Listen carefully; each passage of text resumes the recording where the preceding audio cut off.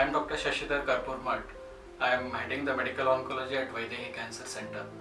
So, I understand that these are difficult times for all of us, including the healthcare professionals as well as the general population. So, we as a whole are going through a very challenging times in these unprecedented circumstances. We all know that this COVID is a pandemic which has been going on for a long time now, and it's affected all walks of our lives, including the healthcare professionals as well as the general population. So it is becoming a challenging task for everyone to cope up with this situation and to proceed forward. So in this talk, I would like to just stress upon the facts that what challenges we face as a medical oncologist in this situation, and what are the problems faced by the oncological patients with respect to cancer chemotherapy. So here a few questions are to be answered actually. So most frequently asked question is that the patients will invariably ask, Doctor, is there any difference in the approach to cancer chemotherapy in this pandemic era? So the answer to this is yes, there is some difference in the approach to the cancer chemotherapy in this situation, because first of all, chemotherapy is a immunosuppressive treatment. Like once chemotherapy is given, it's well known fact that the total counts in the patient's body will go down. The ability of the body to fight the infection will be less. They are more prone for infections, they are more prone for complications, and there is more chance that the person can get fatal outcomes with respect to complications.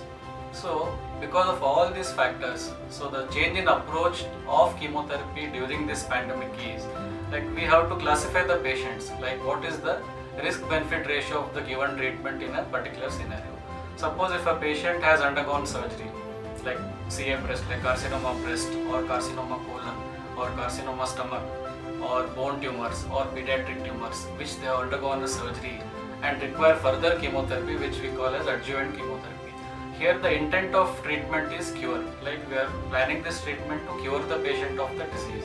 So in this scenario, I think if we weigh the risk benefit ratio, the option will be to go ahead with the cancer chemotherapy rather than waiting or postponing the things. So this is one thing.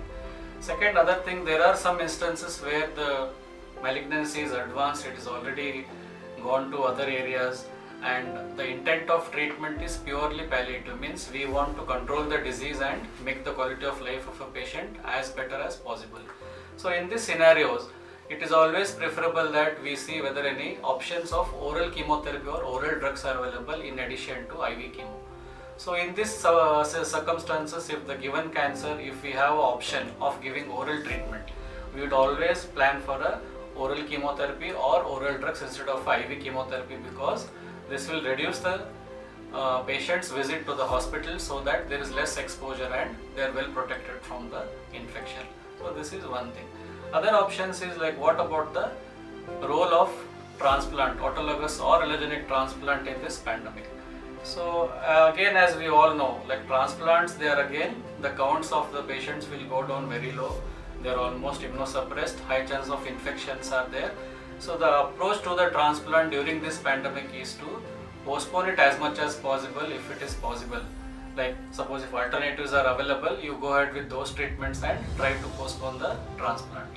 So this is about the approach to chemotherapy during this pandemic. Other question is like how safe it is for a patient to approach a hospital for cancer treatment.